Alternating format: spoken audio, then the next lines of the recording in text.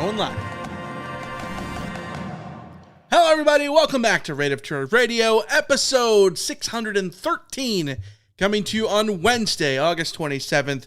We're going to preview the first game of the season. Week 1, USC and Missouri State, locking horns at the Coliseum, 4:30 p.m. Pacific on BTN. We're going to preview the game and so much more here in this episode. As always, follow us on social media. Email us, rainoftroyfans.com, and our phone number, 818-643-7227, Second Whispering Show. I'm your host, Michael Castillo, joined along with my co-host here in the Rain of Troy studio in Los Angeles, Alicia Deratola. Hello, everybody. Hello. It is game week. Officially, it's been game week for a few days, but we're talking about a preview. We've got a big preview on our hands. It's a preview episode. Game week officially begins when this episode gets recorded, as far as I'm concerned. So, we do 3 episodes a week. We do the game preview Wednesdays, the car cast, which is about 20 minutes after the game, whenever that happens. And then the Fallout episodes, which are on Mondays. Of the 3, how do you rank the 3? Where's the preview rank in your pecking order? I'm sad to say third. I love the car cast. I love the instant reaction. I don't really care for dealing in hypotheticals, which is what preview episodes are. Sure. I like talking about things that have actually happened that we can react to, that we can analyze. Sure. Those are the things that I prefer to talk about. So for me, it's definitely CarCast, Fallout episode, and then the preview episodes. Preview episodes are certainly valuable, but they're so much more, theoretical and hypothetical, and they're not based in anything tangible. And that can be very frustrating. I mean, that's what the entire off season is. The entire off season is just like intangible thoughts swirling around. So like a game preview episode is at least better than, mid-June when we don't know what the hell to talk about. Now at least we have an opponent in front of us that we can talk about. I don't think I've ever seen anyone undersell an episode. I'm sorry. It begins. It's the first preview episode of the season. I shouldn't have to sell this episode, Michael. We should all be extremely excited about USC coming back. You don't get the CarCast season unless is upon us, baby. I love the preview episodes a lot, in part because it is an exercise, if for nothing else, for us to learn about the team that we're about to see play the Trojans on Saturday, right? Like My knowledge of Missouri State, relatively low until putting together our notes for this. And I sort of love that. I love being able to nerd out about things. So I love preview episodes. But before we get to the preview, we got to start, of course, with the news.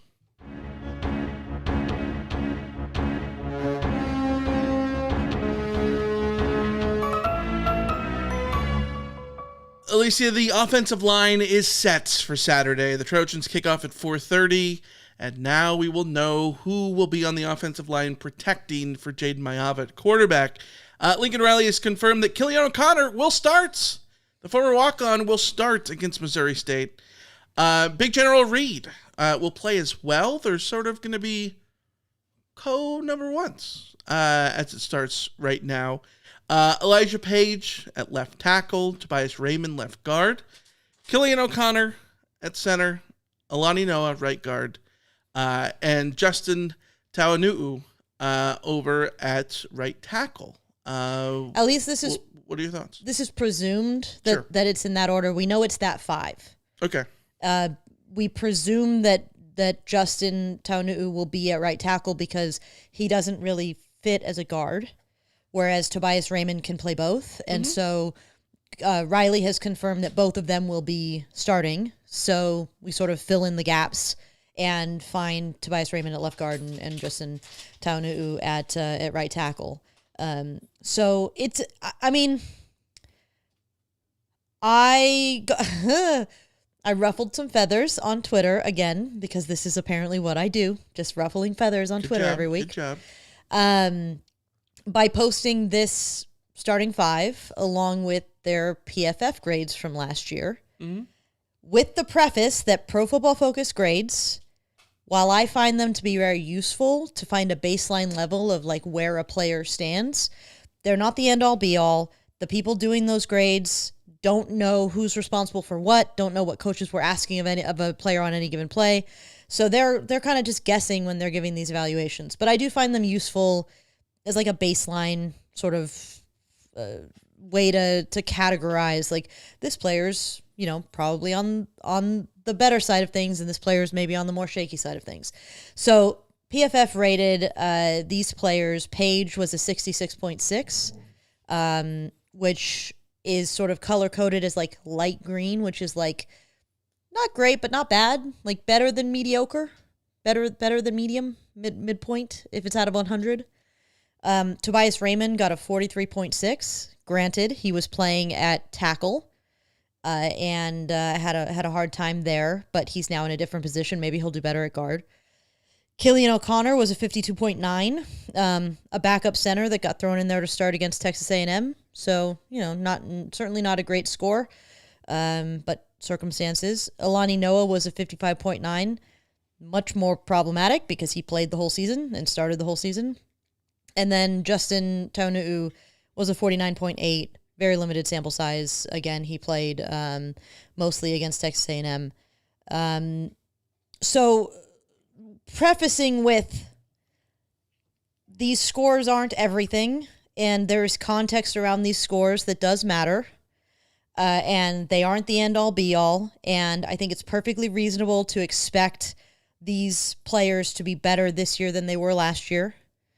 Having said all of that, this starting five, it's not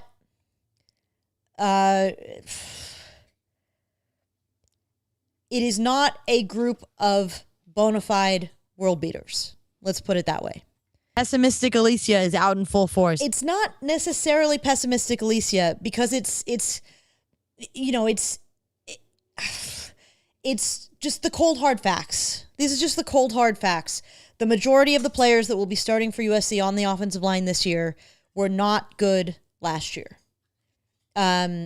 You might say that they held their own, like Killian O'Connor, in a tough situation. You might say they did their best, like Tobias Raymond, in a tough situation. You might say that, Alani Noah and Justin Taunuu, young guys thrown in, shouldn't have been playing. Elijah Page shouldn't have been playing if all things were sort of proper in terms of the development of USC's offensive line and the progression of USC's offensive line.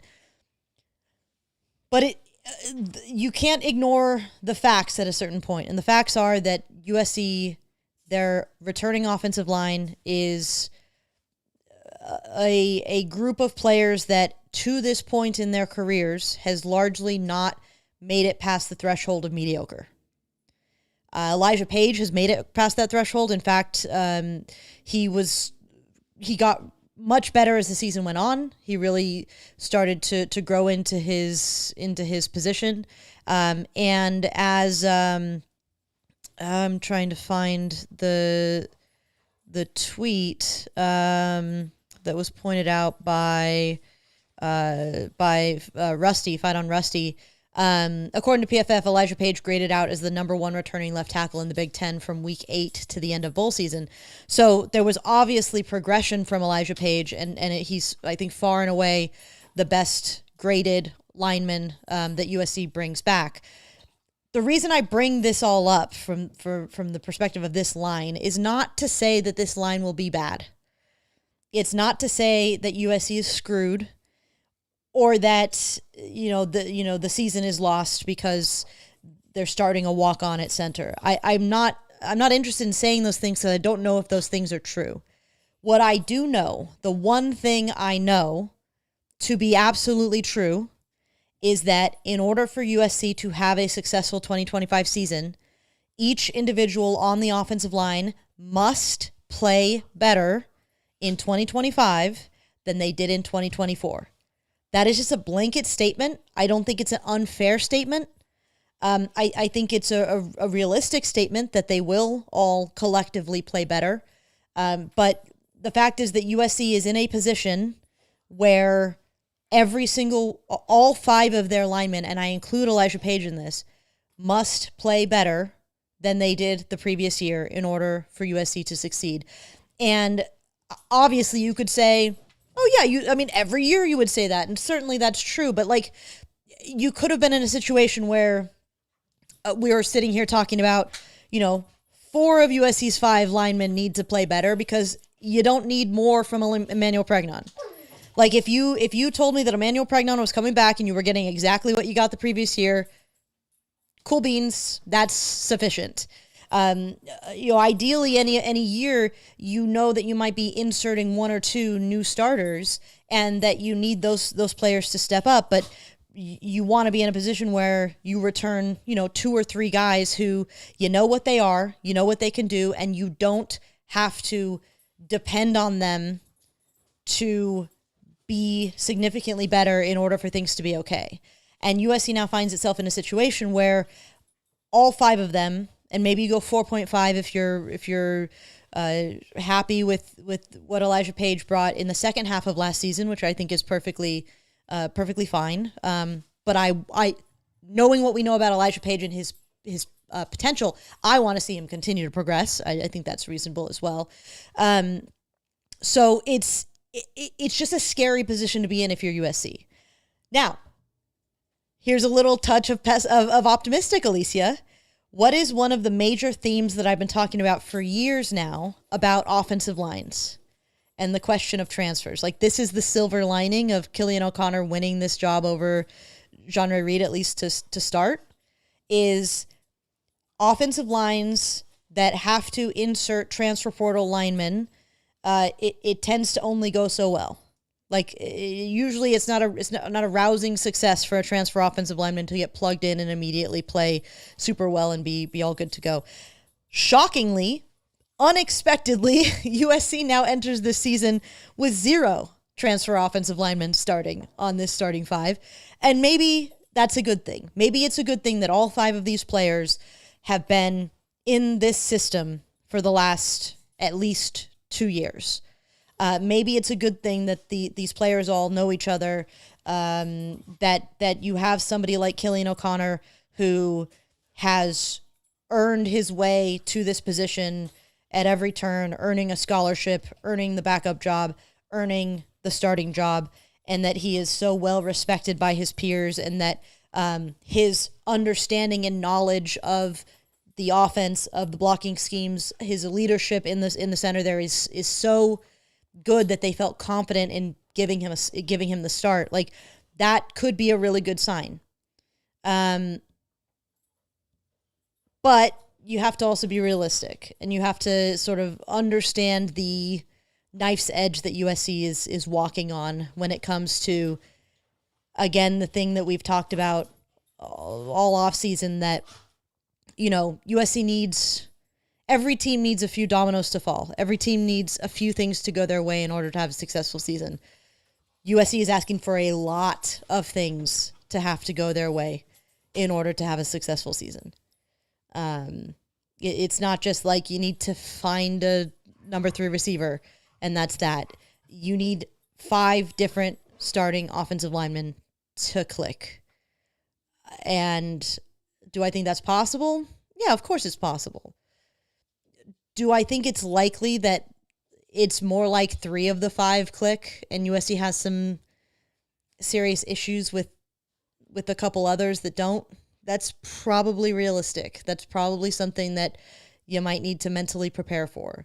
It kind of is what it is. So, to say the least, I could have been more confident about USC's offensive line going into this week than I currently am.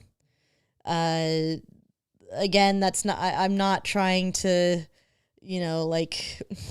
write this team off because of this, but it's just not a good place to be in. And I think the standard that I've been using in my head is that if Oregon were walking out this offensive line, how would USC fans be talking about Oregon? They would be saying a lot. is I guess my point. Now, the plus side here is LBC Robbie points out the non-con schedule really plays out in favor of this group because they get, realistically a few preseason games here to figure it out, and that is such a luxury that USC should be very grateful for, because if this offensive line is going to work, at least they can work out the kinks and get through some growing pains against teams that realistically shouldn't be capable of undoing USC season. Yeah, I think that all makes sense.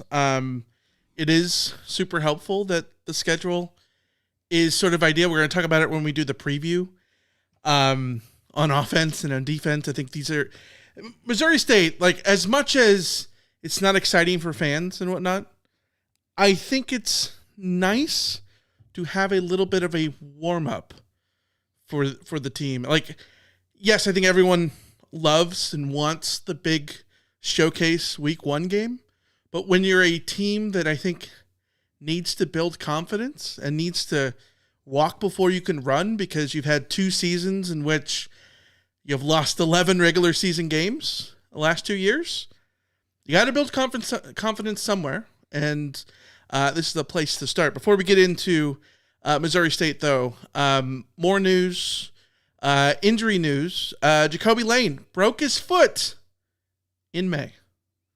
He's 100% now, but he had broken his foot before. It's just one of those injury things that they declined to mention, and suddenly it makes sense why Jacoby Lane missed time at the start of the season. At the start of camp.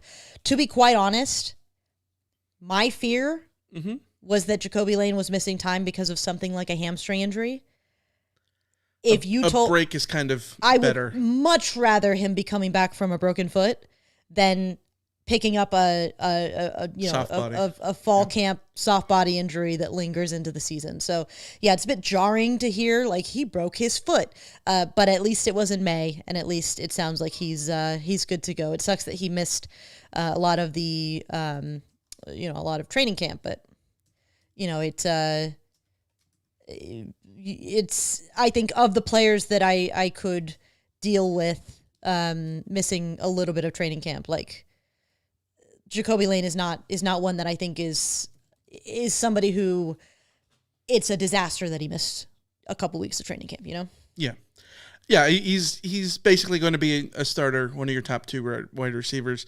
Jakeem Stewart, someone who people are looking forward to up front. He's in a walking boot this week in a game time decision. That's not fun. No, they're trying to pass it off as not a big deal injury. Even if it isn't, I wouldn't. If he's a game time decision, I just wouldn't play him against Missouri State. I mean, is that too conservative of me? No, I think you're right. I think that it is a place where, yes, you need the defensive line to gel and get reps and all that kind of stuff, but like, at least there's a lot of new faces there. That there is some depth, and especially with someone who hasn't played a lot of football, and is so young, I'd rather him be 100% healthy, or as close to 100% healthy as you can, before you just rush him out there just to rush him out there. 100% agree with you there. Yeah. And the last news before we begin the preview portion of the show, Caden Chittenden, the much ballyhooed kicker that SC got from UNLV. He's going to miss Saturday's game with an undisclosed injury. Ryan Sayeri, who was the punter in the SRS Distribution Las Vegas Bowl, walk-on special teamer, he's going to be covering for Chittenden. He's been doing that in camp, and he'll be the place kicker for the Trojans. Yeah, he had a 57-yard punt in replacement of Eddie Czaplisky in the SRS Distribution Las Vegas Bowl. It's Ray Guy winner. Yeah, that's true. Yeah. But I guess I would be more concerned about this if it seemed like people at practice were more concerned about it. Yeah, 100%. All right. Either way, SC goes into week 1. Not the underdog, which is a good opportunity for you, my friend, to go over and join our friends Underdog. Football season finally back, and so is making picks over at Underdog, my favorite fantasy football app, daily fantasy app. You can play with football, baseball, any sport. It's over there. You can play as little as $1, win up to 5,000 times your money. It's all about using your ball knowledge to pick whether a player will go higher or lower than their stat projection. I love it. It's super easy to play from home. This week, picks I'm liking Maddox Madsen for Boise State. I'm going to go higher, 14.5 rushing yards on Thursday against South Florida USF. And then, Ethan Kaliak-Manis from Rutgers, the Rutgers Scarlet Knights hosting the Ohio Bobcats. Let's go lower, 227.5 passing yards.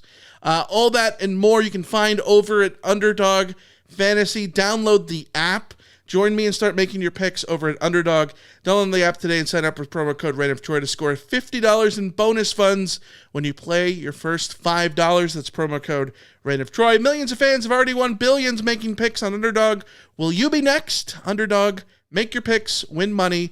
Must be 18 plus.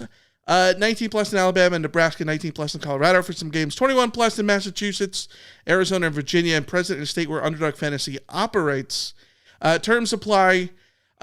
See assets.underdogfantasy.com/web/play and get terms _DFS_.html for details.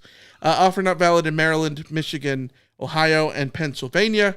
Concerned with your play, call 1-800-GAMBLER. Visit ncpgambling.org. New York, call the 24/7 Hope line at 1-877-8-HOPE-NY or text HOPE-NY to 467-369.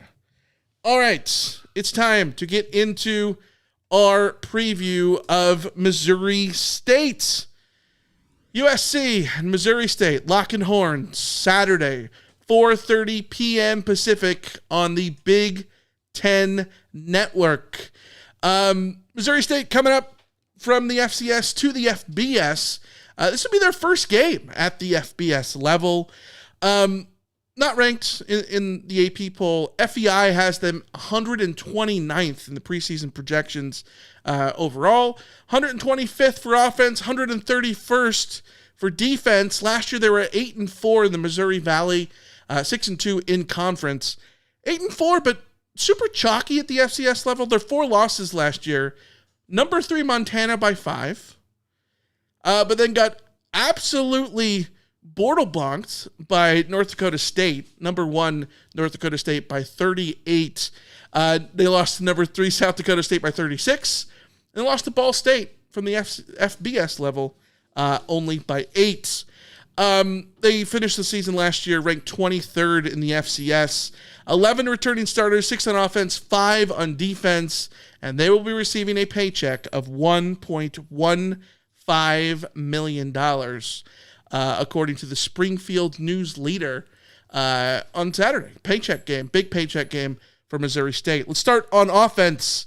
Missouri State's offense, led by Jacob Clark at quarterback. This is a Missouri State team that, doesn't have comparable talent to USC, should be outclassed in all facets, but they have a more than competent passing offense, which, should be a manageable but sort of interesting opening test for a USC secondary that has to break in new starters and heavily rely on the instant impact of transfers like DJ Harvey, Bishop Fitzgerald. We'll see if Chasen Johnson gets in there, all those guys. And Missouri State last year in the pass, number 5 in FCS in passing offense, first in yards per attempt. They lose star tight end Lance Mason. He's off to Wisconsin. But they bring back a very good quarterback in Jacob Clark, who I just mentioned. He was one of the most prolific quarterbacks in the level last year, throwing for 3,600 yards, 26 touchdowns, finished 3rd in the Missouri Valley Conference Offensive Player of the Year voting, behind Raiders draft pick Cam Miller and South Dakota's All-American running back Charles Pierre. So good company there. He'll be throwing to a receiving core led by returning starter Jamarie Robinson, who had 4 touchdowns last season, along with senior slot receiver Dash Luke. What a name. Dash Luke? I love that. He could be the beneficiary of an interior pass game that sort of lacks a true star tight end like they had last year with Lance Mason.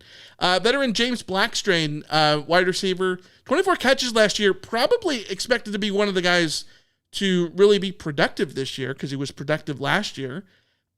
He's back this season, but he'll be out on Saturday with a thumb injury. In the running game, the Bears lose each of their top 2 backs, but they return 4 starters from the offensive line, including second-team all-conference center Cash Hudson. Another great name. Graduated senior Jacardia Wright, North Texas departure Jaden Becks combined for 21 rushing yards and almost 1,500 yards last year for Missouri State. They will have to be replaced by incoming transfers, Josh Joyner and Shamari Lawrence from Washington State and FIU, respectively. Shamari Lawrence expected to be the starter at running back on Saturday. He impressed in camp. He's had like a really interesting career. Unranked out of high school as a recruit, signed at FCS powerhouse South Dakota in 2020, spent 2 years there, transferred over to FIU, and he's had 743 yards and 5 touchdowns over the last couple of years. So it's a offense for Missouri State that I think, is, if nothing else, competent, right? Like this is a team that obviously lacks the talent that can compete with USC. Especially in year 1, literally game 1, week 1 for them at the FBS level. But they do have a pulse on offense for sure. We're going to get to the defense a little bit later. But Alicia, when you're looking at the at an offense like this going up against the USC defense that in year 2 with Danton Lennon needs some sort of feel goodness, what say you? Yeah, one of the problems with playing a team like Missouri State is that a lot of times you can't learn anything from the game, or the things that you can learn from the game are only like bad things because you do poorly against a bad team. One thing I like about facing this particular offense is that I do think that this is a good ramp-up kind of test for some of the more important elements of USC's defense. This is an offensive line that returns a lot of starters and has starters who are confident and know what they're about and have done well at the FCS level. This is not an offensive line of small guys either. Everybody on this offensive line is 300 plus except for Cash Hudson, the center, who's the all-conference center, who's 290. So USC's defensive line is going to be going against a veteran unit with decent size, and they definitely don't have the ceiling or talent that USC will bring to the table, but they're not pushovers. So USC's defensive line won't win any of these battles just because. And I think that's going to be a good thing because we do still have questions about the defensive line. We do still wonder about how good can this pass rush be? Like, I think we both agree that USC has likely improved the interior defensive line with the additions that they've made. We'll see that. We'll see if that can come to pass against this running attack. But this is also, like you said, a passing attack that could be a little annoying. Could be a little annoying to USC's DBs. And the thing to help your DBs out is by getting to the quarterback. So this will be quite a good test, actually, for the ends at USC who, while I think that we have a lot of confidence in guys like Cam Fountain and Braylon Shelby and Anthony Lucas to go out and be more productive than they were last year, because I still can't really explain the lack of productivity for USC last year when it comes to the edges. They still have to go out and prove it. They still have to go prove our faith, that they're going to be able to carry this load. And this will be a good test for them, because if they can't get to the quarterback in this game, I don't know that means that they're never going to get to the quarterback, but it does highlight potentially, something to keep an eye on. And if they can get to the quarterback in this game, you can't necessarily write it off as, oh, well, it was just Missouri State. Like, of course they were going to get. No, like, if they get to the quarterback, it's because they will have earned it against this offensive line. Yeah, so I like that. I do want to emphasize, like, this is an FCS team that's bumping up to FBS. Like, they're not North Dakota State. They're not South Dakota, Montana State. Like, they're not those teams. Missouri State's offense can compete with those teams. But as a team, Missouri State definitely not that level. And I think that man-to-man, SC should be able to win battles and be super effective. Let's flip the script here and talk about the defense for Missouri State going up against USC's offense. Alicia, without hyperbole, I'm not a hyperbole guy, not an overseller. You're not into hyperbole? That ain't me. Legitimately, I think this is the worst USC defense the Trojans will have played since they faced St. Mary's pre-flight in 1945. Maybe even beyond that. That's saying something because USC has played some pretty darn bad defenses over the years. So last year, Missouri State was 83rd in FCS in total defense, 91st in third down percentage, 52nd in tackles for loss, 28th in forced turnovers. Again, this is an FCS team who was good, not great, but they relied on their offense to win games, and the defense last year, real struggle bus. And they, on top of that, they lose their top 4 tacklers. They're all gone from 2024, including their best 3 linebackers, Taj Chambers, Dallas Winter Johnson, and Michael Thiessen. They've transferred to Ole Miss, Tulane, and TCU respectively. They get an influx of FBS talent in terms of transfers, but they're still relying on a ton of guys who were there on the roster a year ago. Only 3 new starters are sitting atop the depth chart going into Saturday's game, which means 8 of them were already on the roster. 8 guys expected to start on Saturday who played in the FCS last year, right? Former 4-star recruit DJ Westlock is the big gem of their incoming recruiting class on defense. He plays on the edge, returns to his home state of Missouri after leaving for Oregon State. He's got high upside. He's seen action in 3 career games, all with the Beavers, but goes to Missouri State back home. This is an opportunity for him to sort of prove why he was the 166th overall recruit in the 24/7 composite a couple years ago, right? Cross from Westlock on the defensive ends. You got Devon Townley, spent 3 years at Penn State before going to Springfield last year. He sort of turned heads in camp. Last year, you look at the numbers that he had at defensive end. 2.5 sacks, 4.5 tackles for loss. Spent 3 seasons at Penn State, like we talked about. So there's talent there for sure. Transfers Jordan Dunbar and McGuire Neal should start in the secondary and have starting experience at Rice and Charlotte. Jalen Brooks, a former 3-star recruit who played 32 games at North Carolina, transferred to Missouri State from Campbell in the offseason and subsequently lost the battle at the Mike linebacker position to Bird Lloyd, a returning junior who missed all of last season after a car accident. So as much as it's nice to have the talent like a DJ Westlock on your roster and expected to start on Saturday for Missouri State, I do think that some of the guys they took swings at in the transfer portal maybe aren't clicking in the way that you would hope. And like we talked about, they have a long way to go to improve off of last year, and last year was at a lower level. Yeah, this is not a defense that should challenge USC too much. And again, if they do, that will tell us a lot of things that we don't want to learn. I said about the defense they're facing their offense that I think we could see positives from USC's defense that we can read something into. The only positives that we can read into from USC's offense against this defense is just that they beat them as badly as they should. There are more negatives to learn than positives, unfortunately. Because, again, if you can't score on this defense, I don't know who you're going to score against. If your offensive line can't hold their own against this defense, then I don't know who you're going to hold your own against going forward. So the thing is that having said all of that, like, I fully expect USC to be able to hold their own here. I fully expect USC to be able to go out and put up points. The question is just how smooth USC will look coming out the gate.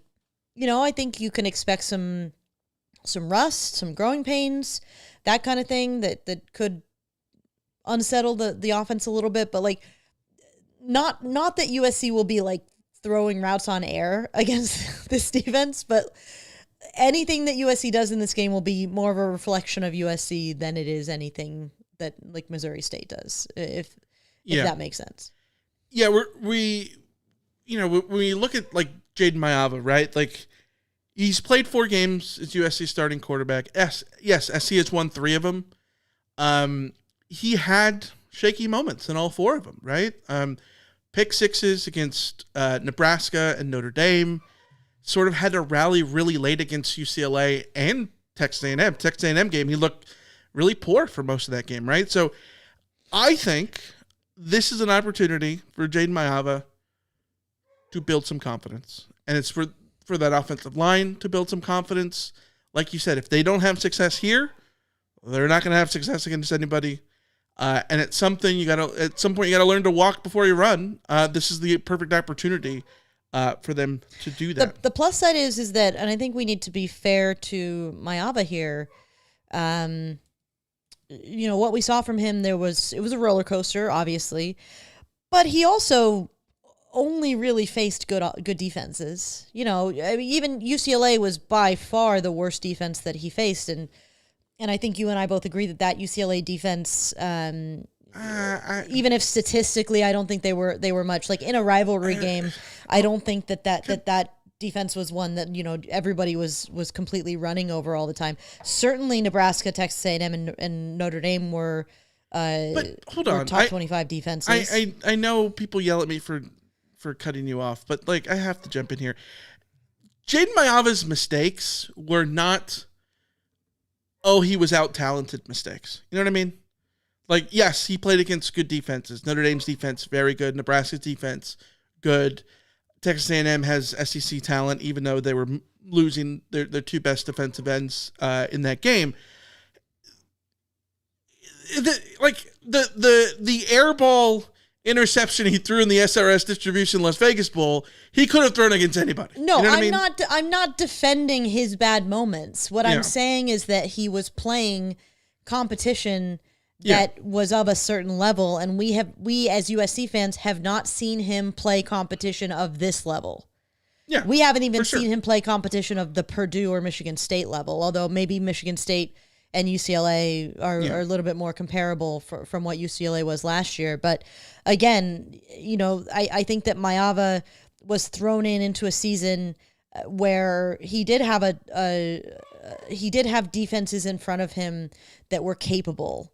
And this is the first time we're going to see him potentially let loose and, have some fun out there and certainly not be. I mean, I guess the concern here is that you don't want him to build bad habits. And this is the kind of team that he could get away with some bad habits against. But also, I think we might see the best of him feeling a little bit less pressure, not just psychologically, but like literally relative to the team in front of him. Yeah, 100%. All right, let's get to an email that we got from Scotty C.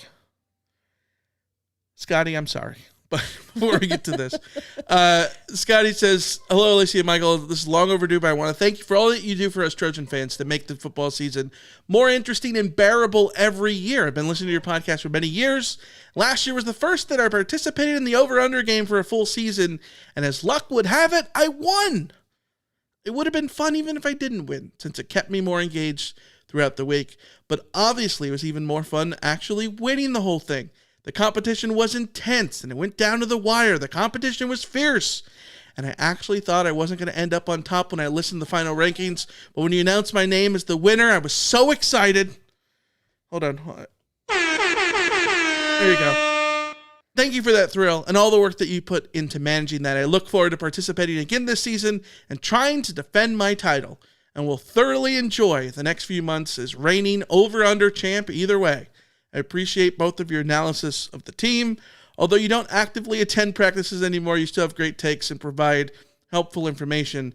And you're both fellow alums, so it's nice to have that historical perspective that you provide. Again, this is long overdue, and a big congratulations on your marriage, and God bless you both. Fight on, Scotty C. Thank you, Scotty C. Congratulations on your big over-under win. So proud of you.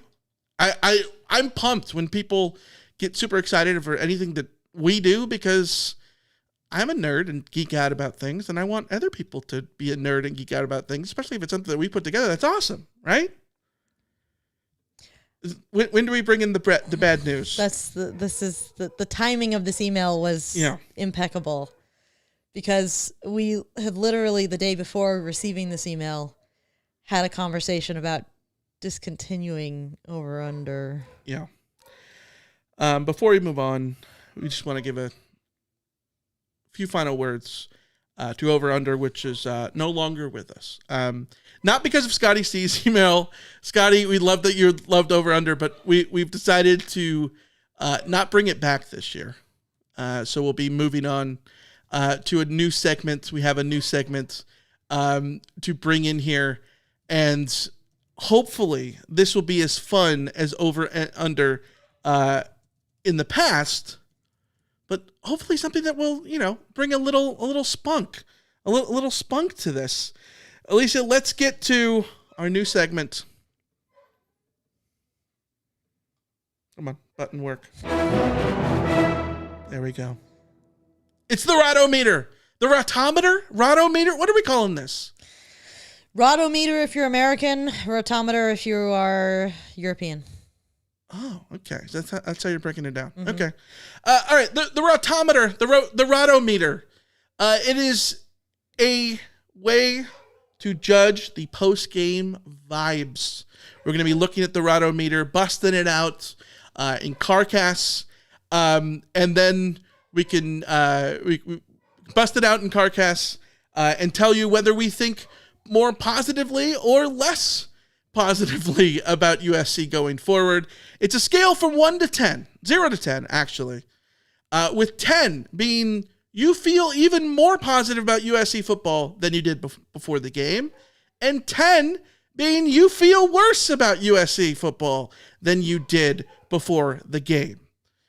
Alicia, before we get the little spinny to go here, explain your quick thoughts on the Rotometer. Yeah, it's basically a vibe check. I think we're vibe checking where USC is at any given moment. The idea is just to sort of check in on what we're looking to see, what we're hoping to see, what we're dreading to see. We are trying to sort of get a vibe check from you guys too. So yeah, it's I guess it's not like a optimistic versus pessimistic Alicia kind of binary, but it's the same vibe. Yeah. All right, Alicia, the new segment here. We got 3 questions to answer. Number 1, where is your Rotometer now about USC football? I'd say it's a solid 5. 5. Yeah. All right, we'll spin it up to 5. I'm at a 5. I usually come into a season about an 8. So 5 is pretty low. Okay. It's not that I feel terribly about USC's prospects this year. I just don't feel positively about USC's prospects this year. Yeah. So there's a lot of questions I have. There's a lot of concerns I have. Mm-hmm. And, as we explained in the season predictions episode, I kind of need USC to earn its way back up the Rotometer before I start to feel good about where USC's at. Yeah. I agree. I absolutely agree. I'm kind of surprised that you said 5. I feel like you've been super dour, super pessimistic Alicia. So you're going Well, with 5. here's the thing, Michael. It can get worse. I Sure. have to leave room for it getting worse. Sure. Tim in the chat says he thinks that he's at a 4. I'm not not pessimistic, but mostly pretty apathetic. Yeah, I'm with Tim there, except for the apathy thing. Like, would that I could be apathetic. But then the CarCast wouldn't be fun. So Ilian55 says about 4.5. I think we put it at 4.5 is where like we would expect things to be right now. But Alicia will reconvene in the CarCast, or maybe we'll do this in the Fallout episode, but probably the CarCast, and see where the Rotometer, whether it moves up or down or where it goes after the game. But there's 2 questions.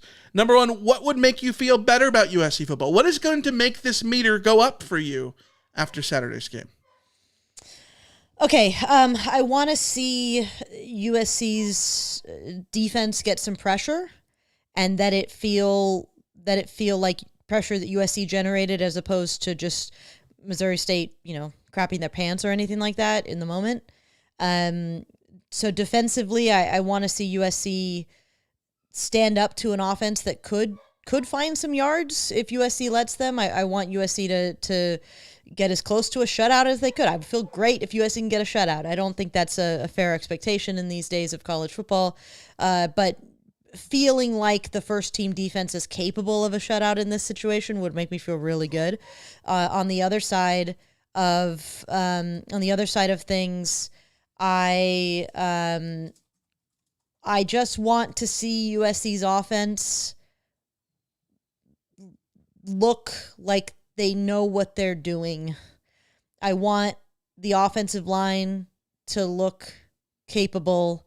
I want there to not be the blown assignments and the swinging door routine that we saw at times from USC's offensive line. Mostly I'm going to be looking at 3 things that'll make me feel better about USC's offense. Number 1, Jaden Mayaba, looks confident and in command. Number 2, that the offensive line doesn't make the catastrophic mistakes that we saw too often last year. And number 3, that we start to get a little bit of a picture of who the third wide receiver could be. Those 3 things would have me come out of this game feeling like USC is making progress and is on track. Yeah, I think that all works for me. To me, I don't know how much you're going to get out of the Missouri State game. That is overly positive, just because if you win 80-0, people are still going to be like, it's just Missouri State, right? That said, the way I look at it right now, what I want to see, what will improve this for me, is a clean game from Jaden Mayava. I just want to see a clean game. Clean game from Jaden Mayava will be super beneficial. In the sense of, like, you got to start somewhere, right? We talked about it in those games in which, he started for the Trojans last year in those 4 games. There were mistakes. And so I want to see a clean game against Missouri State, a team in which SC has the talent advantage. SC has all the things going in their favor. This is the opportunity to just play clean. Like, he doesn't need to throw for 400 yards for me to feel better about USC's chances. SC doesn't need to score 75 points for me to feel better about SC's chances. I just want to see a game where on offense, SC takes care of business. Just no silly turnovers, no silly fumbles from anyone. You do those things, I'm going to feel better about USC's chances going forward, because self-inflicted mistakes are the issues. Those are the issues that SC tends to, allow themselves to succumb to against an opponent, that is, they will look at as beneath them, like a Missouri State who's playing their first game at this level, right? You can't think, yes, we all know SC has more talent than Missouri State, but you can't just sit there and think nothing of them to the point where you're sloppy, you're not playing within yourself, and all those things. So if you play clean, I'll feel better about what USC does. And then in terms of, like, what's going to make me feel worse about USC football and make the Rotometer go down, I think it's really simple. a game with a bunch of mistakes, a game where the offensive line struggles, because like you said earlier, Alicia, like if you cannot, protect Maava against Missouri State, you're not going to protect Maava against Michigan, Nebraska, any of those schools, really. So, that's where it goes from there. Let's get to predictions. Alicia, what's your prediction for USC and Missouri State? I'm going 45-14. I think it's going to be probably one of those games where it's like 35-7 at halftime, or 37-7, however you get there, whatever. And it might be take the foot off the pedal in the second half. Yeah, take the foot off the pedal in the second half, and then maybe score a touchdown, but sort of leave it at that. Like we've said, USC should be able to score against this defense. USC's defense, if they are as improved as we think they should be, that this should not be an offense that gives them fits. Like I said, maybe this offense finds a way to get some yards, but this should not be an offense that USC is giving up significant points against. So, I'll go 45-14. All right, I am going to go 52-6. Is this a game in which SC could win this 80-0? Yes. I'm going to go 52-6. The Vegas spread is 35.5. The FEI projection is 46-10 with a 99% win probability, which is insane. Insane to see. But I'm going to go 52-6 because whether that 6 is Missouri State putting together a drive and missing a PAT, or it's having 2 field goals, I don't know. But this is an SC defense that last year when they played a team in Utah State at the Coliseum who was sort of a warm-up G5 game, they went out and shut them out. I'd kind of like to see that kind of performance again. Keep them out of the end zone if you can. And for this USC offense, you should be able to score points. You should be able to, really score a lot of points here. 52. I don't think 52 is too much to ask for. It's not 70. You'll take 70, but I'm not asking for 70. You know what would be real interesting? What? If the scenario I have in my head plays out and USC's up 35-7, 35-6, whatever, going into halftime, and then in the second half we get to see a lot of Hassan Longstreet. Yeah. Then what does Hassan Longstreet do? Could get interesting. Hassan Longstreet has one of those John David Booty against Hawaii in 2005 games where he throws for USC gets 70 points 250 yards 40 against Hawaii in that game. Yeah. It's something crazy. Yeah. SC did score 70 in that game. All right, let's get to the mailbag, shall we? You've got mail. All right, let's start with a voicemail we got from Tony. You got voicemails? We got voicemails. Michael, Alicia, this is Tony from Denora, PA. It's finally here, game week. Yes, I'm looking forward to having a great season this year. You all have a great day today. Fight on. Thank you, Tony. We love Tony. Now coming through. Now it really feels like the season's back. I didn't realize that I needed to hear Tony's voice in order to feel like the season is back. Yeah. But now I that just it's on. That just did something. Yeah, it is absolutely on. All right, let's get to a voicemail we got from Cam. Just a heads up, the audio little rough, but we love Cam, and so I think we're making it work here. But I feel like Cam called in from a convertible, maybe. But we're gonna see. We love Cam.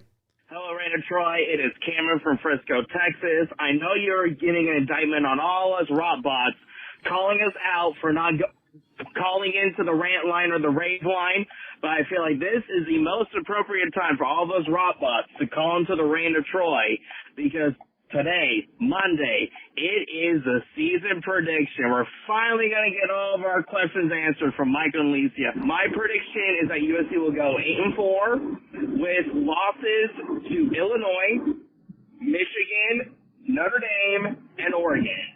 Unfortunately, I don't want to have to be very realistic or even maybe a little bit pessimistic, but I gotta just call a spade.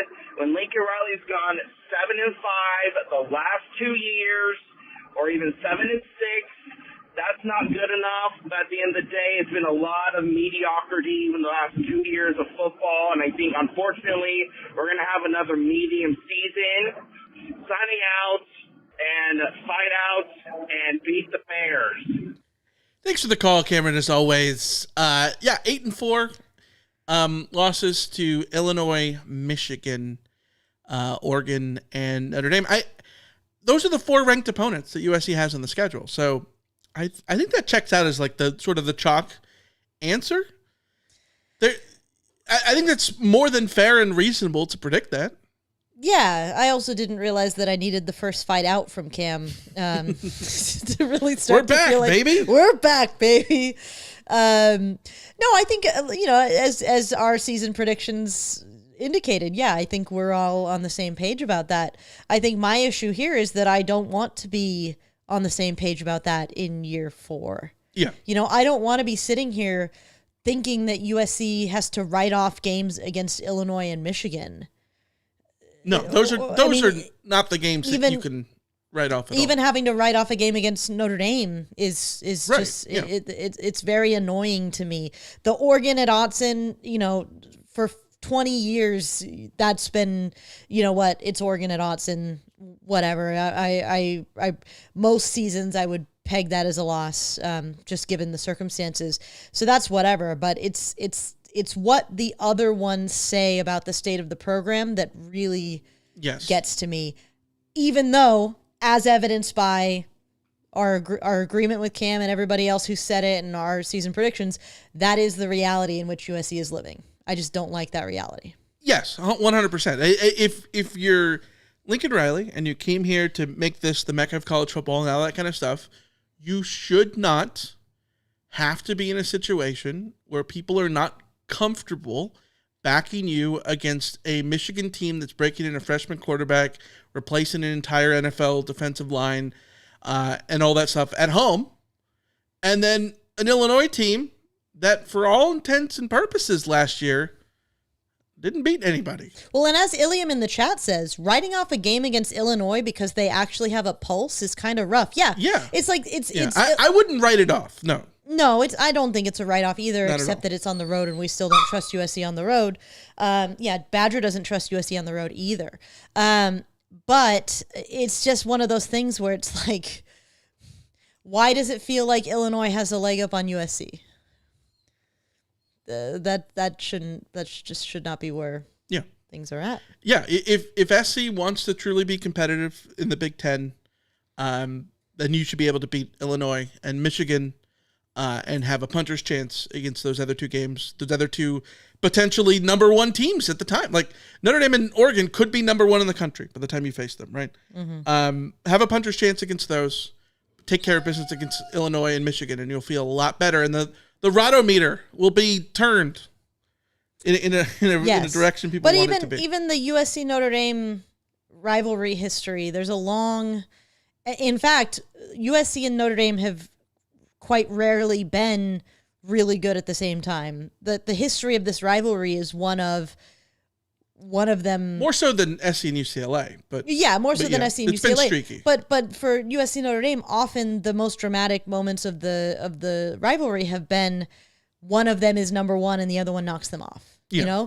So it should always be possible. It should always be something that you come into and say, why couldn't USC beat Notre Dame?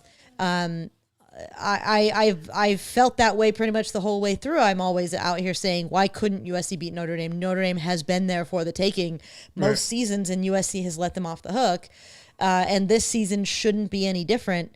Well, I should be able to feel with confidence that that's a toss-up game instead of coming in feeling with confidence that, like, is USC going to go beat them? I think there's some nuance necessary here in the sense that, like, SC last year played literally every single team competitively.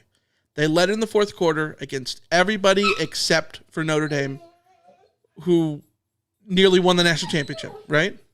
They took 2 pick sixes at the very end for that game to go awry and all that kind of stuff. Jade Mayava, for all the concern about his is prone to make mistakes and everything, the Notre Dame game was his best game.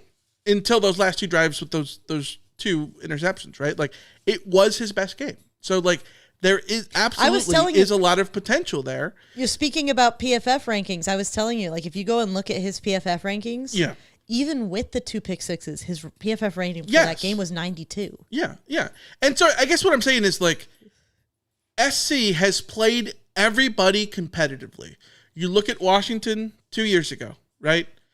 SC is a stop away from beating Washington. I say a stop away because they didn't get any stops in that game against Washington. Like, literally any, like, I feel bad. That was the game that Caleb Williams was, of course, crying at the end. And, like, I would be too. If I just absolutely did everything I could and the defense couldn't get a single, anything to go in your favor. But the point is, like, it's when I say that, like, going to Notre Dame and Oregon are losses, it's not that I'm saying that, like, they're blowouts. It's that, like, I just don't have faith that SC is going to finish at the end of the day. Because, again, SC has played everybody close, the good teams and the bad teams. And that is a problem, that you play Maryland close just like you play Notre Dame close. You know what I mean? Yeah. Yeah. So, all right, let's go to last voicemail. Hello, Michael and Alicia. This is Carl Axman from the great P&W. Hey, Alicia, I heard your pessimistic rant at the beginning of the podcast for Monday. Hey, Coach Beard, does this create a problem in the believe theory if we're playing against Coach Beard, who was the real genius behind the wins for that team? Is that something we should be concerned about? Thanks for the call, Carl Axman. Alicia, this is Ryan Beard, the head coach. What a thing for me to have Missouri missed. State. Yeah. What a thing for me to have missed. This whole thing is just I don't know, meant to be. Meant to be. Maybe that last episode was my crisis of faith, the way that Coach Beard had his crisis of faith, and I don't know. Somebody's gonna be my Ted Lasso coming out of the woodwork and giving me a reason to go on. I would love that. I don't know. I don't think Coach Beard in the Missouri State context it's going to be that person for me, though. Yeah, Ted Lasso is at Wichita State, right? Not that far. He was the from Missouri State, and of course, his assistant is Coach Beard. All right, YouTube comment we got from Brad. If you had to rank your excitement for this season compared to the last 10 seasons, where would you rank it?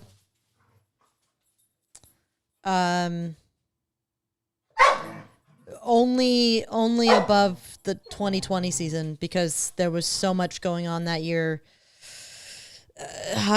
We went into the 2020 season expecting it to not happen pretty much every day leading up to that season. So my excitement level was just full of anxiety. So yeah, I would put it at the bottom of all of those. I mean, it's weird that it's even worse than my excitement. Like, my excitement level for the 2021 season was pretty damn low. No, I think the 2021 season was lower, but I don't think the 2021 season was dour either, because SC was coming off of a 5-1 COVID year. And the COVID of it all was one of the only reasons. By the way, I know we can't do anything about it at this point. Trust me, they're very close to going back to the shelter. Yeah, not literally, but no. They're. Well, they is a word that should only encompass a he. Yes, because it's the menace puppy. One side of this equation is Don't get a puppy. Not being the Don't problem. Don't recommend it. Do not recommend. No, we love Badger. He's wonderful, but he is a teenager who's being Badger rebellious. was barking. Badger was an issue a few months ago. So then we started doing our pods where we would like put him in the crate, and he was fine until like the last couple times that he was in the crate. He just kept barking. And then we got a comment on YouTube that someone noticed that he was barking. We didn't realize that you could hear it on the pod, but like, so we're like, okay, we don't want to perpetuate that. So we'll bring Badger in. And the last two episodes, he's been an angel. They've been just sound asleep the entire episode. Absolutely an angel in here. And today, an utter menace. Now I've literally got them behind me playing bitey face against my chair because Badger doesn't realize that Jesse doesn't want to play with him, and yeah, we gotta teach Badger consent. This is life with a puppy. Yeah, he's all lucky. right. He's cute. Yeah, my excitement for the last, it's hard to say where my excitement was for the because like you would say that 2018 would be low, but not really because We were excited about 2018 JT Daniels. We're excited about 2019 coming off of the 5-7 season. I think we're excited about the newness of the air raid offense. Like it was new, right? It was something new. Yeah. Right? 2018 you're excited about JT Daniels. But 2021 is probably the year that. Then again, I don't know. Keaton Slovis struggled in 2020, even though SC went 5-1. But like you could also like rationalize it away as like, but he was also coming off of an injury, and so like thought he was going to bounce back to what he was in 2019. So, Ron Murray says that Jesse and Badger are ready. They are doing Oklahoma drills over here. I'm sorry, people. I'm sorry. We're going to wrap this thing up, though, with the 5-star review that we got from CJ on Apple Podcasts. Retraction. I was a little harsh in my last comment. I do appreciate your content. I know the challenges of putting together a podcast. With that being said, I was focusing on one podcast. The guest host used the F word continuously. I do enjoy listening with my son. The light critique was lame. Move on, and thanks for the content, CJ. Thank you, CJ. It's all good. Honestly, it's all good. Thank you for the retraction and the new rating. We do appreciate that because those ratings do matter. But more than I think maybe we also were a little bit defensive there. I'm perfectly happy to blame Jake for everything. So that's what happens when you got a Bruin on your show. Yeah, just blame him. Cheers. All right, Daniel in the chat says that you have to see the dogs. I don't know how to make. Well, I know for a fact we can't make that happen with Jessie because Jessie will not let us pick her up like that. I can try to get Badger to do it. So give me one second. You might also get bit because they're doing bitey face and face right now. The teeth are out. All right, buddy. There we go.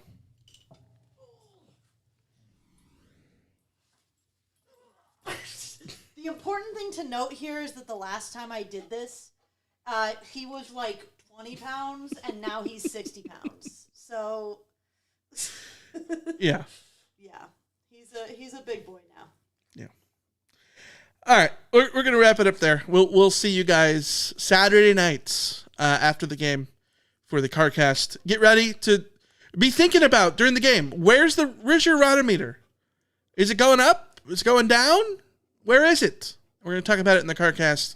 We'll throw out a poll and have everybody vote where the rotometer should be. You can always call in to the Rant Line, the Rave Line, whatever it's supposed to be. 818-643-7227. Give us your call there, and we'll see you Saturday night for the CarCast. We'll see if USC is 1-0 by that point. SC in Missouri State, locking horns on Saturday night. So until then, we will see. The chat is loving it. They're loving the dogs. Find on Natty says cats are better than dogs. They're definitely a lot cleaner. That's fair. That's for sure. That's fair. Alien 55. He's a big boy. Yeah. He also Cam in the Cam Bauer in the chat mentioned he watched the crazy Joe Davola episode. People talk about like Silence of Lambs being scary or whatever. It's crazy Joe Davola. Keeps me up at night. I assume this is a Seinfeld reference, and yes. I don't get it, but that's fine. Yeah. All right. Yeah, we didn't name Badger after a Trojan. Sorry, we named him after a Breaking Bad character. After a meth head. I always thought I'd end up naming a dog Pete. I think our next dog will be Pete. Could be Skinny Pete. Skinny Pete. Yeah, we got Jesse. Yeah. Badger. We couldn't have named Badger Skinny Pete because we have Combo the stuffed dog. We do. Because, of course, rest in peace. And then Skinny Pete would be next. Who else? Could you do Kim? Kim? Wait, not Kim. What's her name? We literally talked about doing Kim. Not Kim. What's the Wendy? Kate? What was her name? Why am I not remembering her name? Who are you referring to? Jesse's girlfriend. Oh. What was her name? Why Why is my brain? That's I know the actress's name, but now I'm blanking on her name. She played Jessica Jones, and now I've just got Jessica Jones in my head. That's not her name. Catherine Ritter. Jane. Yeah, Jane. I don't know. Jane for a dog, not great. No. Not great. No. Yeah. Could always go with Walt. How about Walter Jr.? But then I'd have to hate our dog, so I don't want that. I love Walt. No. Huey? It's an unconditional love. The Huel? West Texas Mike says Ronnie Lott, Ray Maluga, Drake London. Those could, those could work. Drake's not a bad name for a dog. Drakey, come. Drakey. Tire biter is a little bit too much of a mouthful. Literally, yeah. All right, we'll see you Saturday night. Until then, see ya. See ya.